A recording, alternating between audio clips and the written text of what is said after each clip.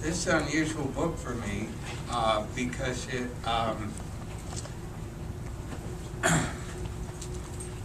was suggested to me by my publisher, and they asked if I'd be willing to write it and if I would be able to deliver it in a year and a half. They wanted a 160-page book, and I've done quite a few of those illustrated, so I felt pretty comfortable. And I figured, well, a year and a half is about the length of a master's degree. So if I really, put myself to the task, I'll be able to do it and deliver. And over the years, as I've gotten older, I've sort of taken this professional pride in meeting deadlines and doing things the way they're supposed to be done. And I got, my first thought, and I also told them that I didn't know anything about the temple specifically, but that I would be willing to learn and do it. And I've done 4 or 5 other books with them, so they were very comfortable with the thought of giving me the research project and the book. So I started, and I said, well, now where do you go to learn about the Temple of Solomon? What am I supposed to do? And I said, well, you start with the Bible. I mean, let's face it, that's where the story is. And so I went into the Bible, and the first thing, I read it in my 20s, the whole book, and I use it from time to time. I mean, there are certain parts of it, the Psalms and Song of Solomon and stuff like that just knock my socks off. So I was certainly comfortable with the Bible, but I hadn't read it cover to cover for, a couple of decades, actually. And I said, well, I don't want to jump right into the temple section, look at the index and find Temple of Solomon. Let me just read the whole Bible again and get a little bit familiar with it, re-familiarize myself with it. And I don't know if the Bible changed or I changed, but all of a sudden, I felt like, Alice in the rabbit hole. I just got lost, I immediately, within, the first couple of pages, realized that the entire story of the Temple of Solomon was simply the recreation of the Garden of Eden. And it was like that simple, And when I finished the book, to the end is the book of Revelation, and in that book, St. John and the angel are standing and looking over the New Jerusalem, and there is no temple in this beautiful, resplendent city, because the Lamb and God are the temple thereof. And it's like, wow, here we are right back in the Garden of Eden. So it was a bit of a revelation for me. And I didn't deliver the book on time, needless to say. Instead of a year and a half, it was, it actually came into being 5 years after I started. And instead of 160 pages, it's 384. But it, I think, conveys something about the truth of Western spirituality and our civilization's spiritual reality.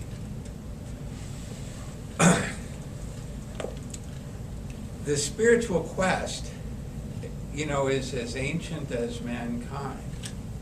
And that means literally it predates the iPhone.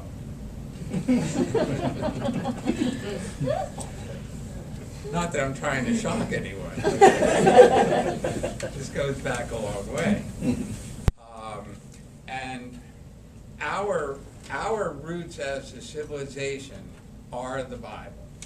That's, if you read any book by any author, look at any book title, list of book titles, movie titles, find any references in spiritual literature, you're going to be taken back to the Bible.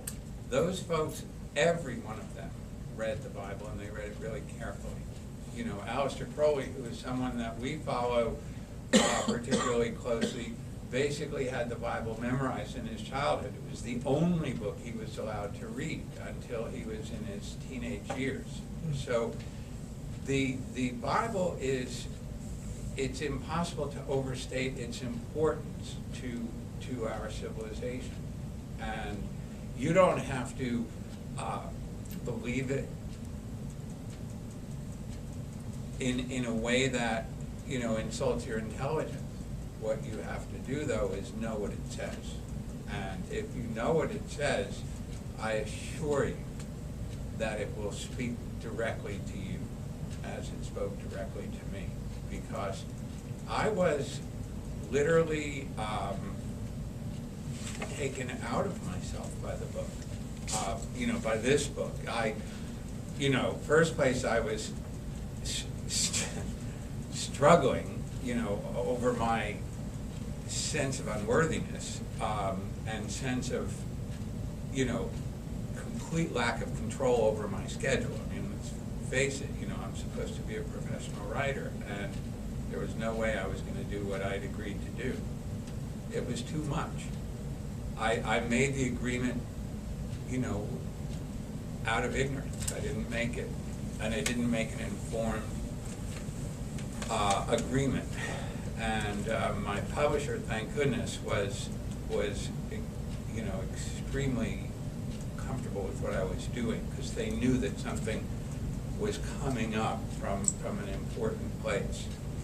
I was interrupted by the same publisher in the middle of the book to put together the Secrets of Masonic Washington, which for me was great because A, it bought me some time because I was desperate, and B, it really called for me to study Masonry in some depth. Now, of course, as someone who's been in the occult my whole life, I was pretty familiar with Masonry, but there's a difference between being pretty familiar and studying it carefully enough to write a book about it. And the other thing it allowed me to study was the whole concept of sacred architecture. And finally, the most important in many ways was that it opened up the possibility of my actually taking my own photographs. And it's funny because several of the people in this room are professional photographers, and they've been my friends for years, but I had never had a photo of mine published in a book, and that book is almost exclusively my photos. And this book has 75, I think, out of 200 or 250 or close to 250 are my own photos. And that opens up the next miracle, which was that I got an email one day, and actually my wife and daughter and son, we were discussing going to Israel so I could take some photos, and we put together the numbers between plane fares and travel expenses and hotels and stuff. We were looking at really $10,000 for 4 people, so it was just out of the question. And I said, oh, well, we're not going to be able to do that. And then out of the clear blue sky, literally, I opened up an email, and it was a film production place asking me to go to Israel to do an interview on the Knights Templar. and they wanted to do it against the backdrop of the Temple Mount. And, I went, and I spent about another 2 weeks on my own there. And it was a miracle that I was able to go there, and it was a miracle that I believe the purpose of that was to allow me to share this book with folks like you, because if I hadn't been able to take the photographs, if I hadn't gotten to Israel, if I had not been able to see and visit and experience the places for myself, including Mount Sinai, I would not have had the spiritual authority to talk about it. I would have certainly had the intellectual coherence to be able to write about it. I'm a good writer, but this was different. This was really,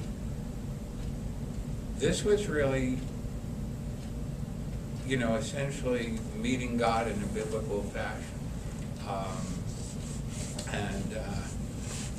Mount Sinai especially, but really all of the places in Israel were incredible for me.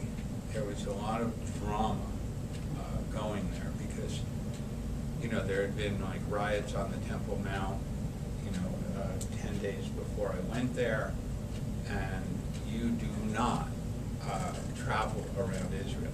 I mean, I looked at it on the map and sort of, I basically thought I was going to New Jersey. It sort of looks like New Jersey. But it is a war zone over there.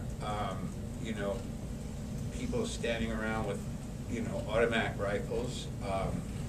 They all look the same. That's the other thing. The only way you can tell them apart is by what rifles they're carrying. The Palestinians are carrying the Russian-made AKs, and the American and the Israelis are carrying the AR-15s or M16s. So there's you basically look at the weapon and you know who you're talking to. But somehow or other, by hook and by crook, and with a lot of good luck and a lot of help and good fortune, I made it through, and it was remarkable. So what is the Temple of Solomon? The Temple of Solomon is the meeting place of God and man. Okay, of the divine and the human. It's the physical manifestation or the physical housing of the Lord. In the early days, in the Garden of Eden days, man and God walked together, so there was absolutely no distinction. Then all of a sudden, everything went haywire, and the serpent came along, and the next thing you know is like we're basically, out on the caboose, and having to earn our living and give birth and childbirth and pain and do all this stuff, and the poor snake gets his head trampled upon by the woman. It's like terrible. So,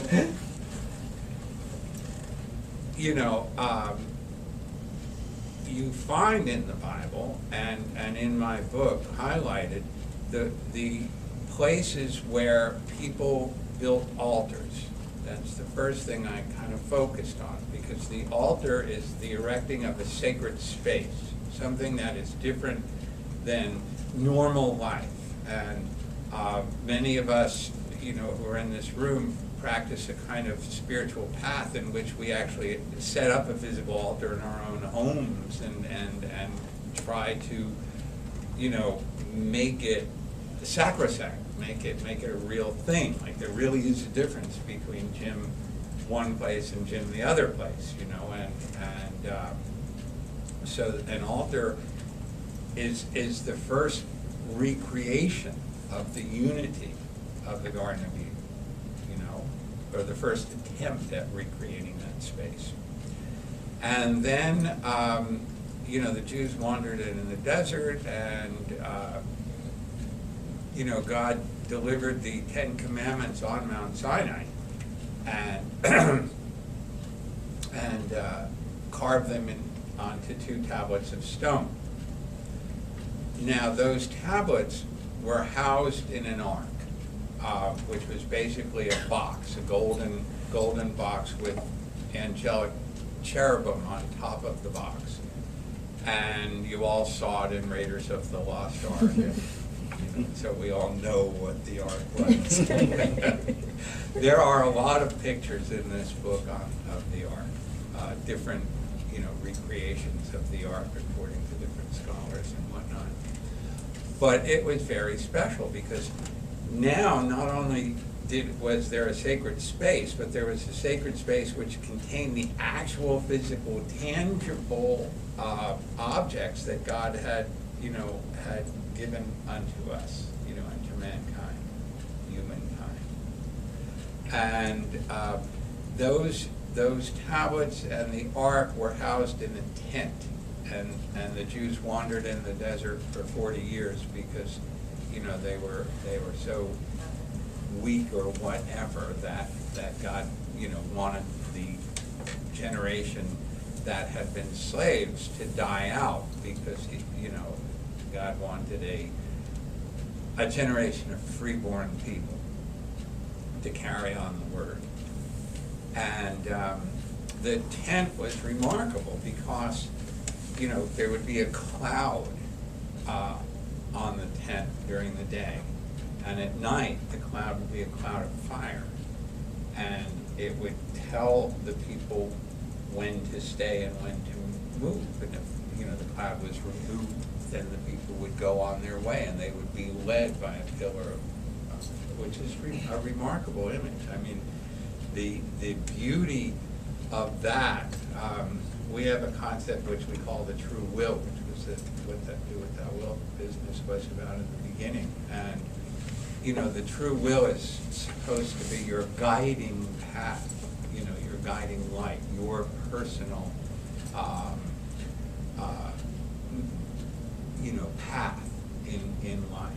And, God was giving directions to these people, to these tribes of people. And, they would reach the point and the cloud would stop and boom, they would re-erect the tent.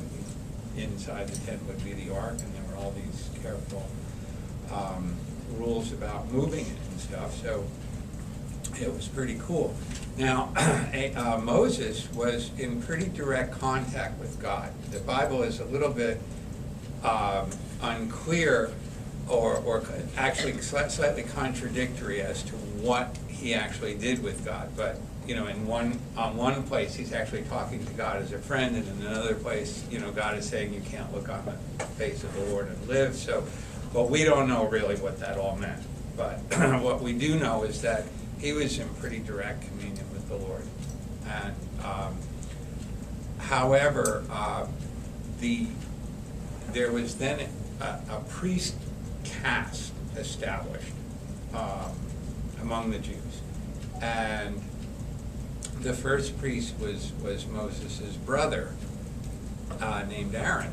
And he was only allowed to go into the tent, the Holy of Holies. It was sort of a room, the tent was a place where people could go, but in the back room was where the ark was. And there are some beautiful photos in this book showing a recreation of the Tabernacle in Israel.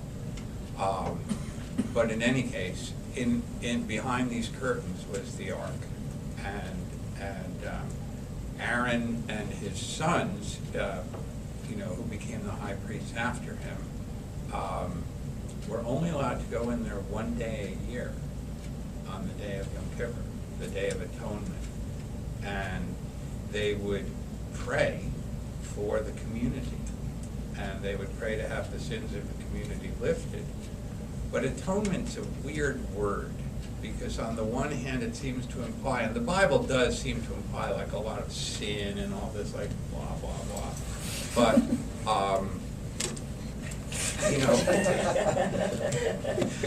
atonement can also, be hyphenated, and it can be said to be at-one-ment,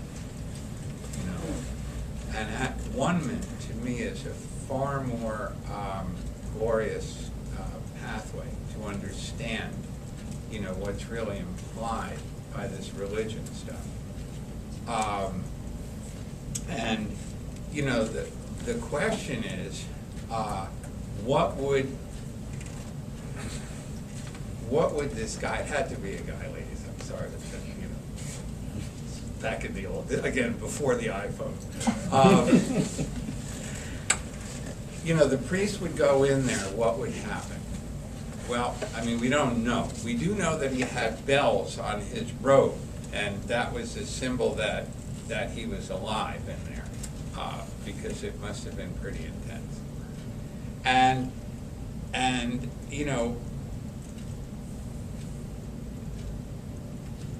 we now get to, I guess, to the question of what did communing with the Lord mean to him or to the community of people in the Bible who were dependent on the successful interaction between the high priest and the Lord one day a year in the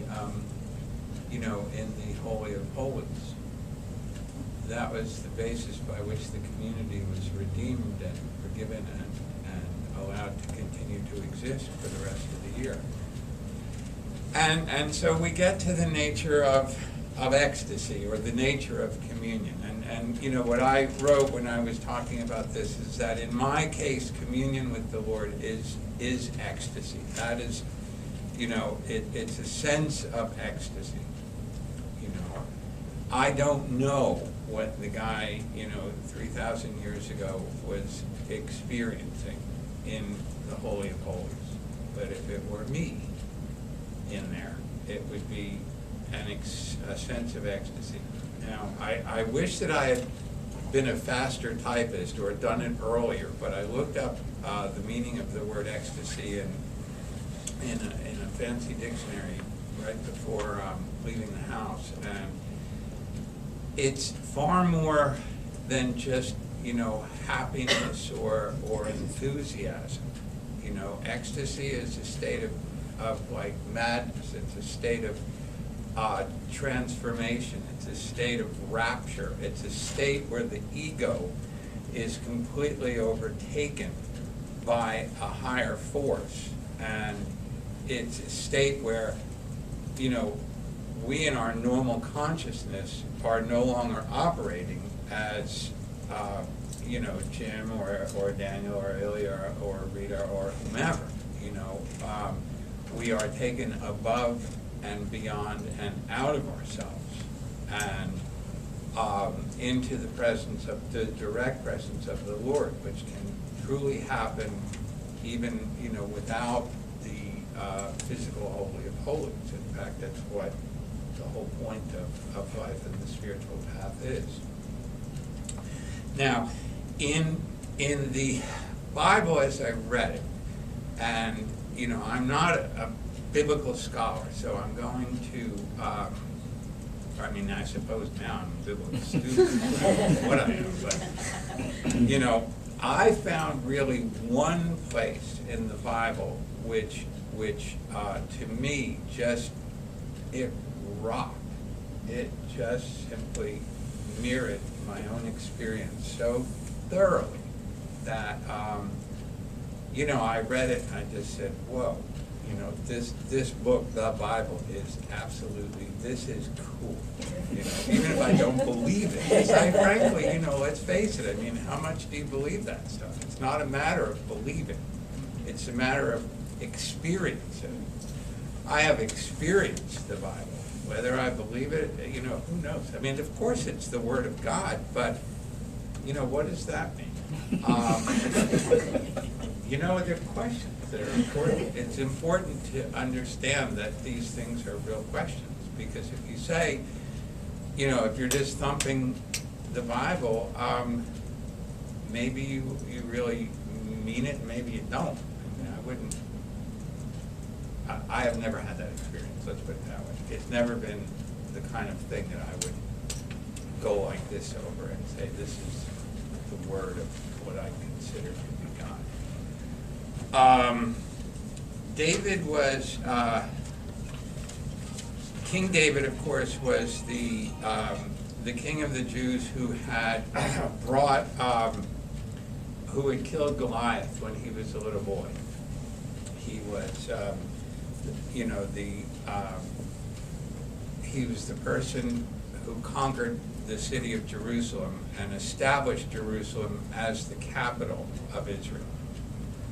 And I might add, the eternal and undivided capital of Israel. But the ark had been kind of traveling around for a long time. Let's say that the Jews had been in Israel for about 150 years. After they got out of the desert, you know, their 40-year wandering, and they went on an extensive military campaign conquering various places and taking over the country. And then Jerusalem was a very well-defended city, and it's very high up, and it's in the mountains, and it has like some strategic aspects to its geography that make it very difficult to take, so that even though Joshua had tried to and almost succeeded in conquering the city, he didn't, and that was left to David. But throughout this time, there was a the ark was moving. You know, it would go to one town, and then, you know, it would move somewhere else, and it was always tended to by the priest class, and very carefully attended to, but it had no place. And God had promised in the Bible, like, for a long time, that when they got to Jerusalem, or rather when they got to Israel, they would find, you know, a central headquarters, so to speak, and then they would erect that as the central place of worship for the entire country. But they hadn't found it yet. And David was given to understand that it really was Jerusalem, and it was this Temple Mount, which is there today, which was the backdrop for my film, and the whole 9 yards. And when David got the city and did the rest of it, conquered the city, and he decided to move the ark there.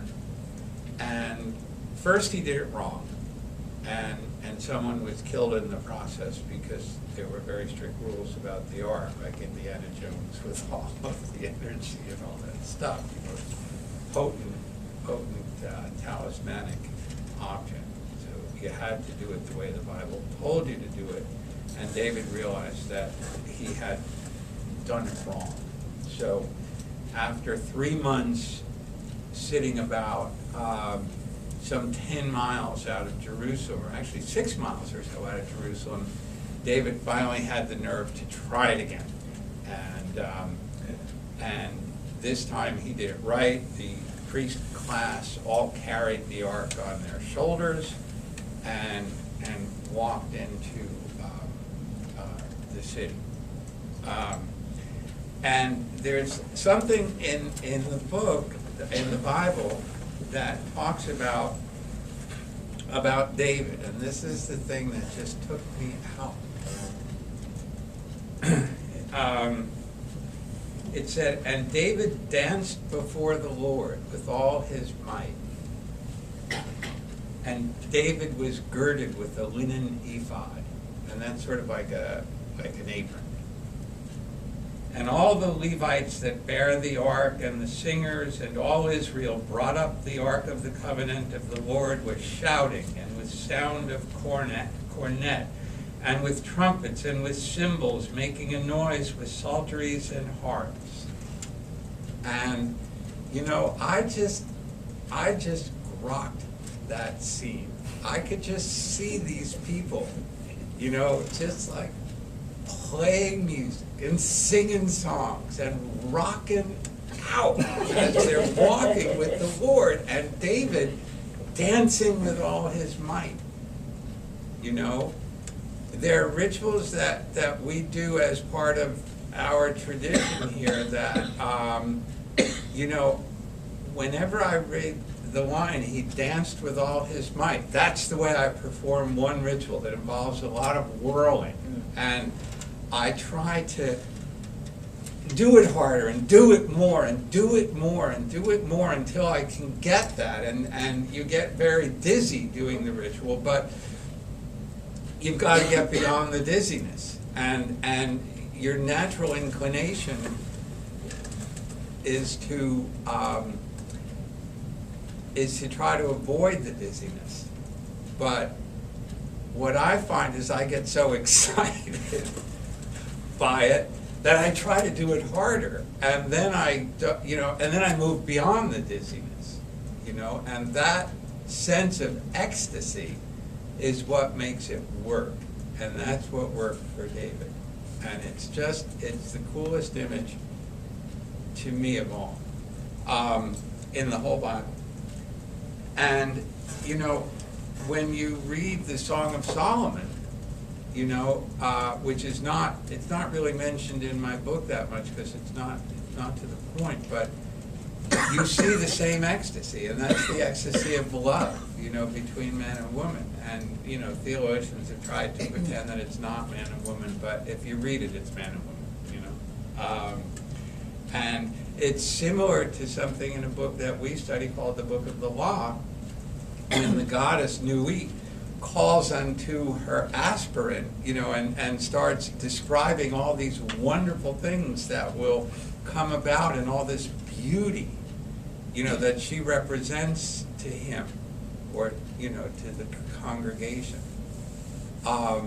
It's that same sense of ecstasy.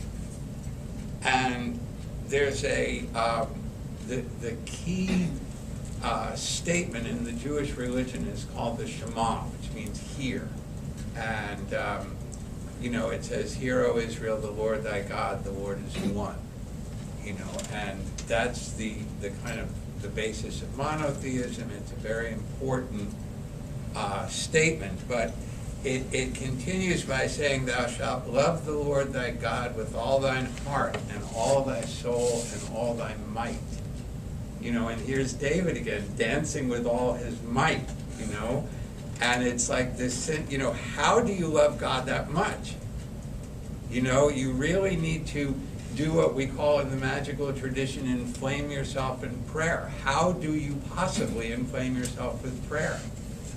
How do you get that enthusiasm going coursing through your body that is just, it rocks.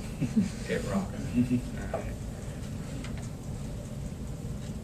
All right. Jesus called the first and great commandment, "Thou shalt love the Lord thy God with all thy heart, with all thy soul, and all thy might."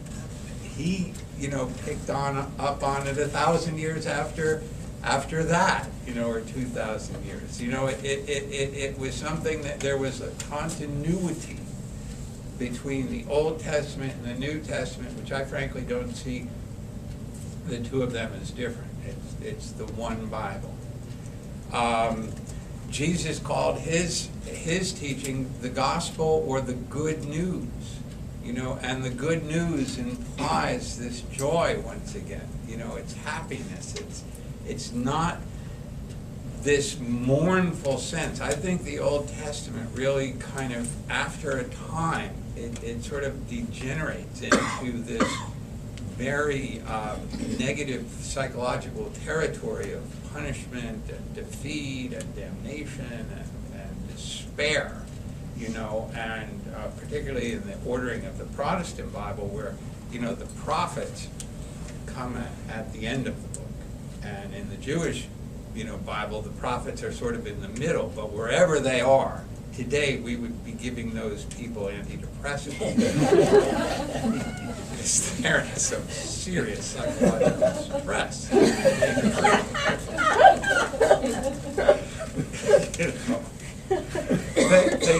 There's no joy. There's just no joy.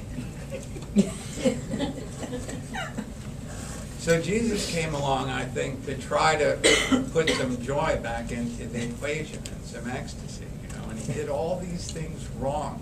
healed on the Sabbath, he hung around with sinners, he just did everything you're not supposed to do if you're this joyless cult of people who are holding on to the the bone, the skeletons of a real living, breathing tradition, and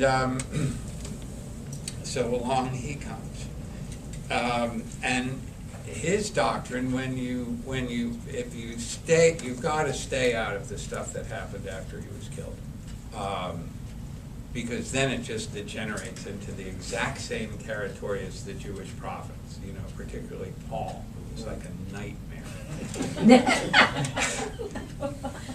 But what Jesus taught was, the radical concept of unity with the Creator. And he proclaimed his own unity, but he also said, that which I do, you can do more and greater. So this exclusivity of the Son of God stuff was not something that he was teaching. It was something that, sort of superstition that was added on to his mission by other people. And, on the Kabbalistic tree of life, which I'm sure many of you are familiar with, in the center of the tree is beauty, and called Tiferet, the sphere. There are 10 spheres, and right in the middle is something called beauty or Tiferet. And in the soul, beauty is nobility. In the mind, it is intelligence. In the body, it is health. In the heart, beauty is love. And love is ecstasy.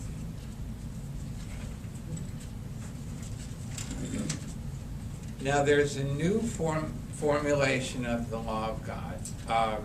Like I said, I do not distinguish between the Old and New Testaments, even though I was born Jewish and raised to believe that there was a difference, and even though the Catholics don't even study the so-called Old Testament because to them it's heretical.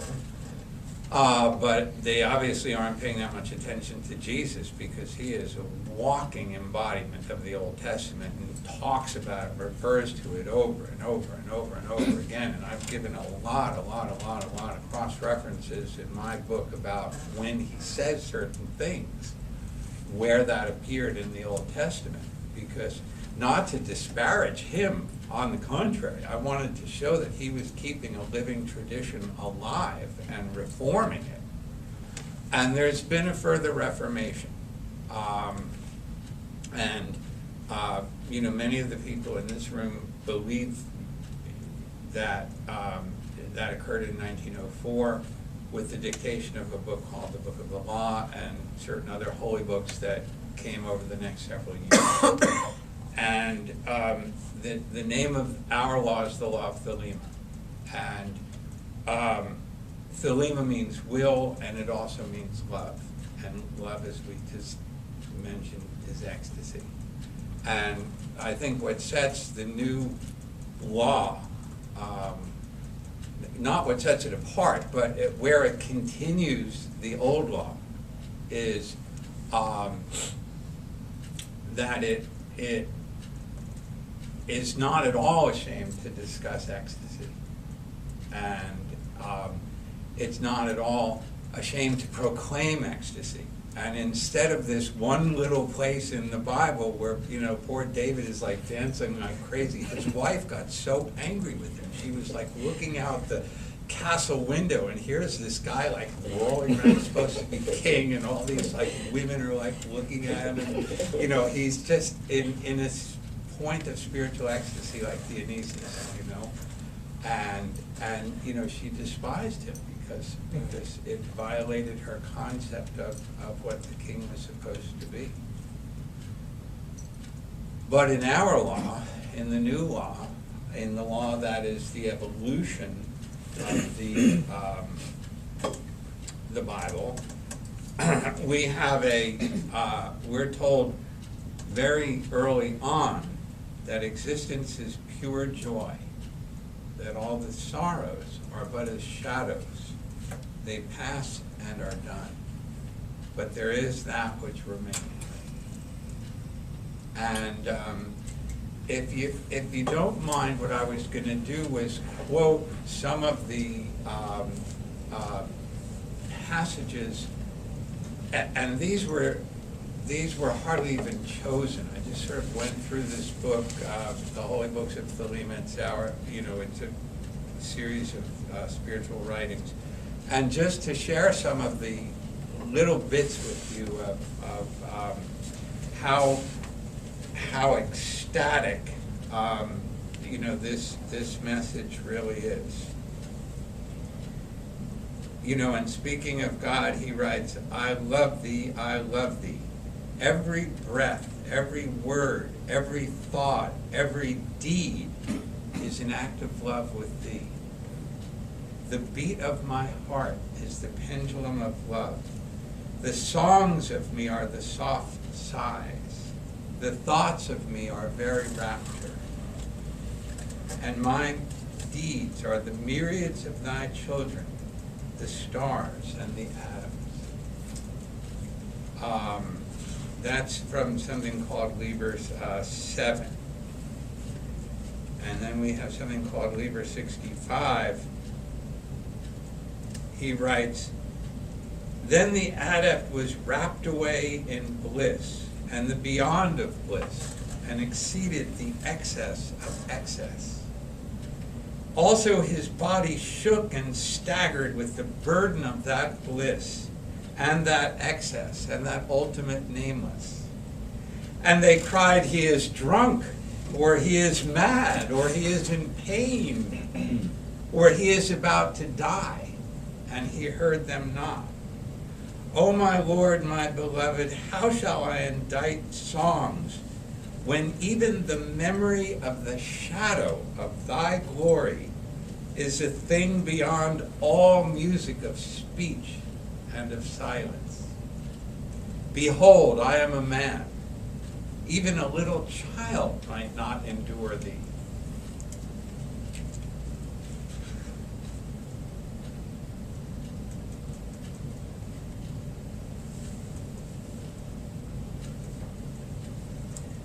In something called Liber Zadi, he writes, children of the earth, rejoice.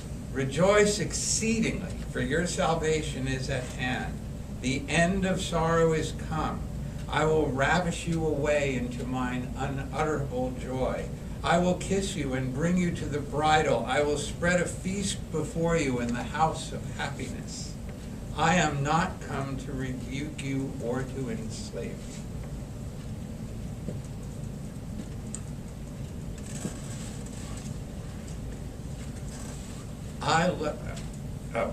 O my children, ye are more beautiful than the flowers.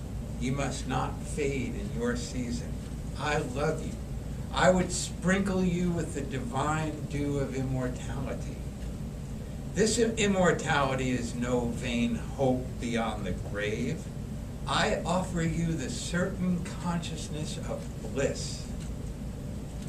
I offer it at once, on earth, before an hour hath struck upon the bell.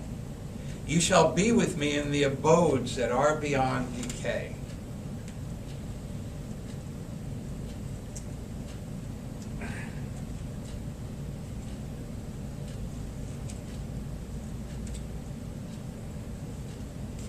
And finally, this from a book called Liber Ash.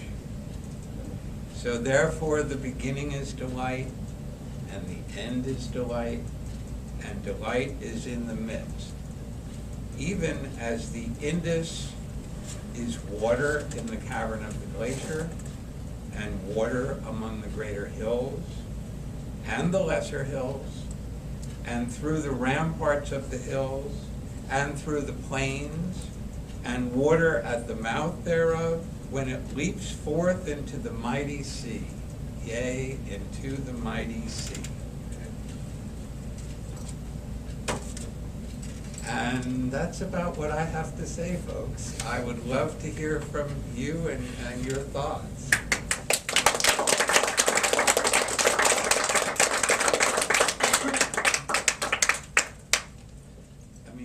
feel free because, we're okay here.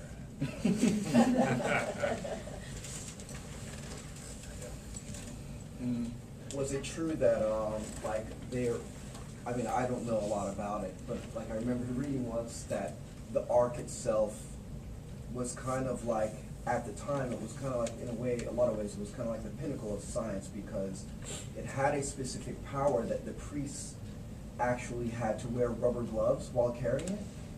Is that true? Well, I don't, there are like a zillion mysteries. Right.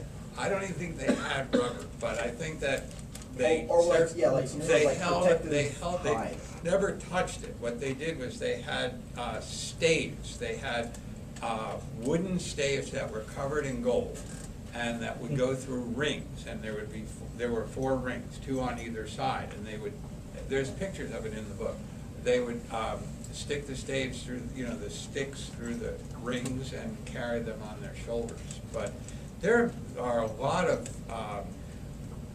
speculations and mysteries on the ark, and what it was, and if it had a electrical power right, to exactly. it or something. Right. I don't know the answer to any of those things. I just know what the Bible says, and what the Bible says is that I mentioned when David was moving it the first time and did it the wrong way.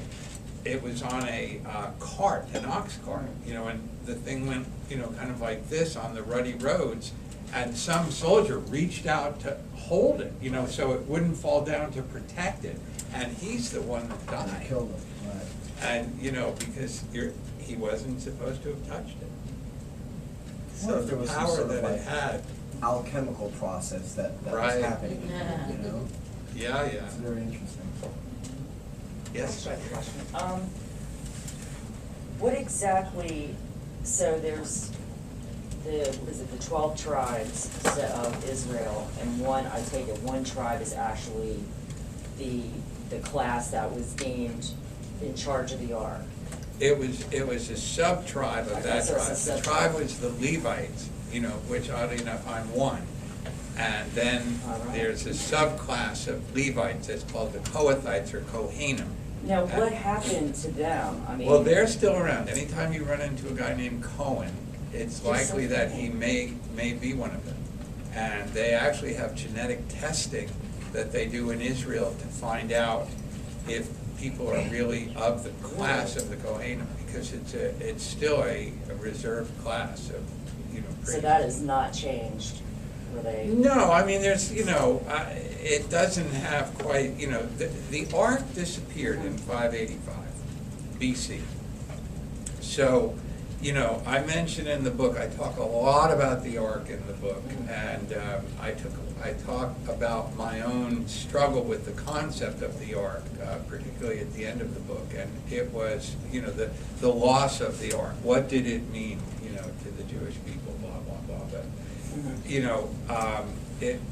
I mean, I say blah, blah, blah, but I mean, it was a passionately held issue with me for years, but it resolved itself, and so now it's a bit of blah, blah, blah, only because it resolved itself in ecstasy. That was the point, the understanding of the crisis resolved itself through ecstasy. That, I think, is what, if you're going to follow a spiritual path, I truly believe that ecstasy is the path to knowledge. That's sort of what I was trying to say tonight. Hi. Hi. I haven't had a chance to read your book. It was a gift from my sister named for my birthday. But how did you manage to somehow tie together ancient Israel and secret societies? Well, that was again the publisher's specific request, because they specialize a lot in secret societies, and that's something in which I really am a bit of an expert from long practice and study and experience. So they really wanted that angle in it. And it's very simple because, the Masons and the Knights Templar each have a chapter in the book, and they both focused all of their spiritual teaching on the temple. So it really made a lot of sense. I had actually tried to avoid it. I was a little delusional about this book because I thought, you know, oh, this book will be used in Hebrew schools and Sunday schools throughout the whole country. You know, it's like, it really takes the Bible and it turns it into something really cool, you know? And I thought, man, people are gonna read this and they're just going to really understand. It's a perfect way to teach kids. And then, you know, I came to the art program, putting in the art for the book, and on page 33, I have this young lady, and, you know, the minute I put her in, I just thought, you know, so much for Hebrew school. But, She looks way too happy to be with the servant. yeah, with the kids suffering in school, so, yeah, but she was worth it. And, you know, yeah, the whole, there's a chapter on the Knights Templar, and there's another chapter on the Masons, and I think you'll enjoy both the chapters. Why do they consider the Masons such a secret society? Well, you know, they started out to be like the Society of Builders, okay? Now, let's say that, I mean, it's, you know, I don't mean to be political, I cannot keep my mouth shut, I apologize, but let's say that, you know, you have this Occupy Wall Street stuff going on, all right? People who are not willing to do the work to get what it is they want, all right? Now, those people didn't just come out of, you know, Sesame Street. They actually have existed from time immemorial, particularly during the French Revolution. But they were trying to build these buildings throughout. Let's not even go to the Temple of Solomon. Let's not go to the legend. Let's go to the direct part in the Middle Ages when we know that they built several hundred churches. So people would walk in and say, well, you know, I'm you know, some highly skilled worker, and I know everything I need to know, and I want to get paid, you know, the top pay scale, and I want to have the cushiest job. And a lot of times people would not know the person. The people were traveling from all over Europe to these work crews, and they would really, you know, need a system of ways to test people. So they came up with the agreement that certain handshakes, certain words, and certain signs, secret, would be reserved for the people who had actually earned the knowledge.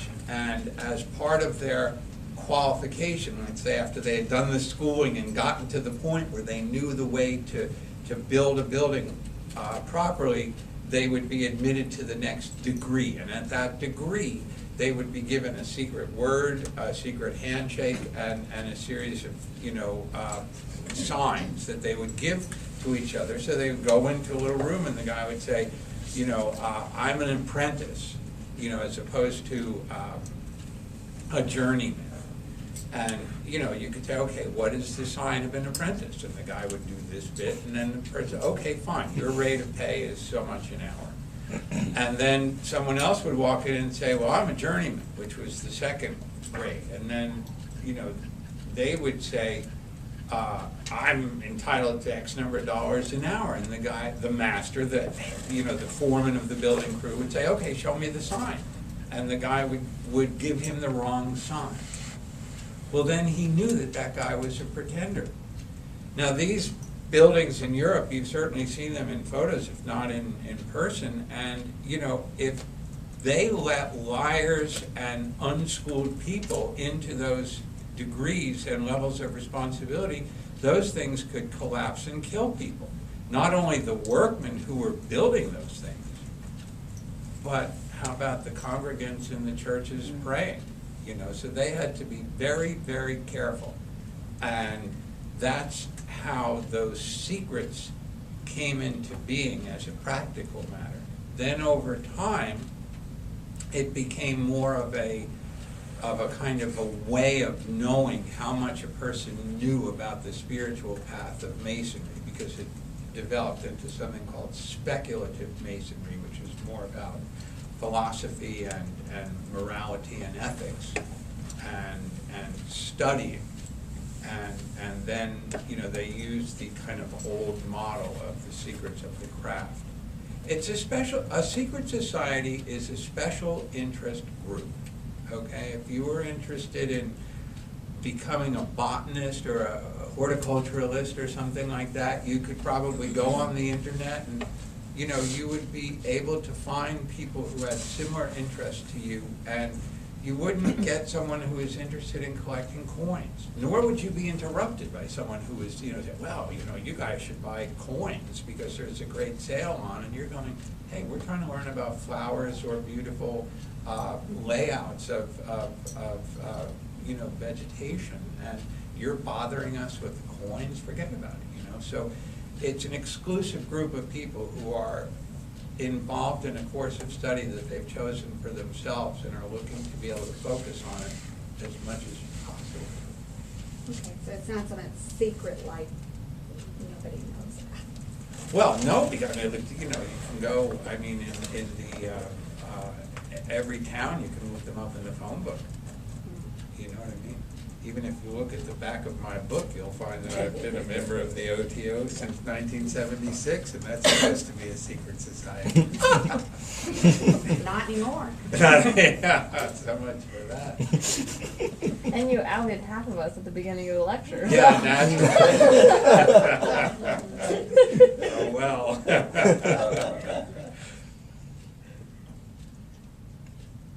So I have a question.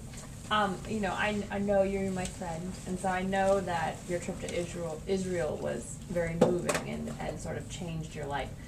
What would you say was the most profound experience or teaching or thing that you took back from that trip? Well, it was the solution to the question about what the loss of the ark meant, you know, and essentially it just meant nothing. It just wasn't important. I didn't care. You know, it was all very well and good to have this spiritual yearning to find out about something that has no importance in my life. You know, I was on Mount Sinai. I describe it in some depth in the book. It's the most revealing thing I've ever written in, you know, a dozen books. You know, I was there. I mean, I was going through, you know, all these, like, first place, when you go there, you know, it doesn't matter what happened anywhere, okay? Because what matters is the fact that people for thousands of years have believed that certain events happened in certain places, and they've gone there and they pray and they, you know, have all these visions and stuff there in that exact spot, and then you walk into that spot. So is that where Jesus Christ was actually crucified? You know, they have like an indentation in the stone showing where the cross was placed. You know, there's no reason it wasn't, because it, you know, in terms of the layout of the city and the archaeology, it could very well be that place, but maybe it wasn't. You know, it doesn't matter. People have gone there and prayed with fervor, you know, for almost, you know, 17 or 1800 years. And it, there's an energy that is swirling around those places that's so powerful. If you're at all sensitive to that stuff, it'll just knock you out, you know. And so I that who don't even believe in Jesus, you know, went into that place, and it was like, whoa, you know, I was like in ecstasy, you know, I was having like spiritual all this stuff was going on, you know? But I'm not a Christian, you know, so, but I had a Christian vision, or a Christian samadhi, or a Christian, you know, whatever I had, you know. I was in the Dome of the Rock. You can't even get in there unless you're a Muslim. But there was I was with this film crew that was doing the documentary, and they paid, you know, big money to these people to get in, and we got in. And I touched, you know, the rock, and was in the dome, and did all that stuff, you know, and so I was in the Al-Aqsa Mosque, which is another place you can't get into unless you're a Muslim. And, you know, I was in the Mosque of Machpelah in Hebron, you know, and, you know, those spiritual energies are so powerful that you just cannot believe it, you know. And I was experiencing it as a Muslim. I was having a Muslim, you know, Diana, or whatever you want to call it, you know. And then I had I was really opposed on a very, like, psychological level to this Wailing Wall, or Western Wall of the Jews, you know. Because I just look at it as like, please, you know, you do not celebrate failure, you know, and defeat. You know, you don't erect a monument to defeat. And, you know, but I went there and a number of other places on the Jewish side of things, and I was like knocked out. The energy at the Wailing Wall was like, you know, it's like standing there going, good Lord, this is not what I expected, you know. So, I mean, I was having, you know, the experience of the three sons of Abraham, let's say, you know, the three monotheistic religions of Western culture. And, you know, I was also like, everybody's always looking at you when you're in a place like that. You know, the soldiers, there's no cops. That's the one thing you got to say about that place. There's really no cops. Everybody's got a machine gun. Forget about cops. You don't have to worry. So, I mean, people are really looking at you because, you know, it's just a lot of stuff. Plus, the places are very crowded. And then on Mount Sinai, you know, I'm climbing up this place. I describe this in the book because, you know, first place I was tired. I wasn't sleeping. It was all this stuff that, you know, the calls from the mosques every morning at 4 o'clock in the morning. About this again. You know, and I couldn't fall asleep, you know, because of all the stuff that was going on. And I was very active there. I was really, really taking lots of photographs. And so anyway, I started to, you know, climbing these stairs, so-called stairs. There's a picture of the stairs. They're not stairs. They're like rocks. And, you know, the air is thin and I'm exhausted. I've just gotten off some camel, you know, which I've ridden up to there and stuff like that. And I'm trying to make this climb and I'm not going to make it. It's just that clear. You know, either I'm too old or too weak or too whatever. Forget about it. You know, I'll just sit there and enjoy the mountain from the bottom. You know, and then I start thinking of Daniel back there, and I'm just thinking, oh, great, I can just see Daniel going, well, how is it at the top of Mount Sinai? Oh, man, I couldn't get up there. It was too heavy. So, humiliation. And I was thinking of my wife and my daughter and my son and all this stuff. You know, when I finally got to the top, and, you know, there was nobody there, which was another miracle. It was another miracle, because there were tourists all around. And I was up there for, you know, over an hour, and, you know, I realized at a certain point that I hadn't given one thought to the Dome of the Rock, or the Wailing Wall, or the Church of the Holy Sepulchre. It didn't mean anything to me at all. What I was thinking about was Daniel, my wife, my kids, you know, my God, because, oh my God, that place was so beautiful.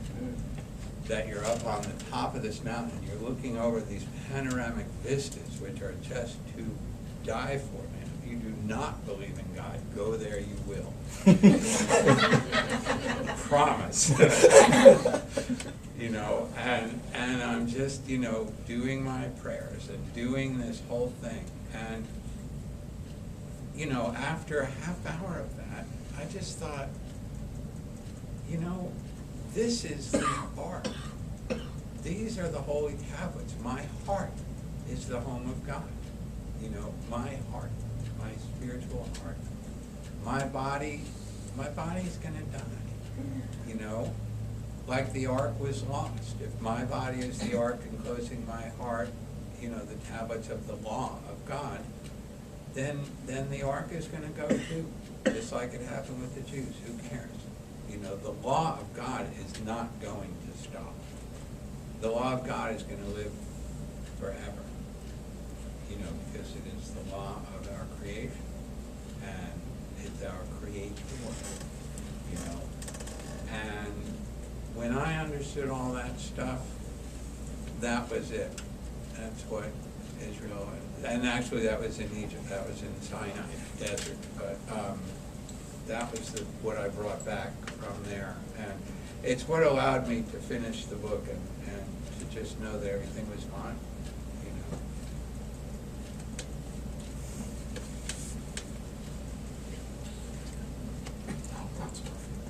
Don't have any unresolved questions left that I won't be able to answer.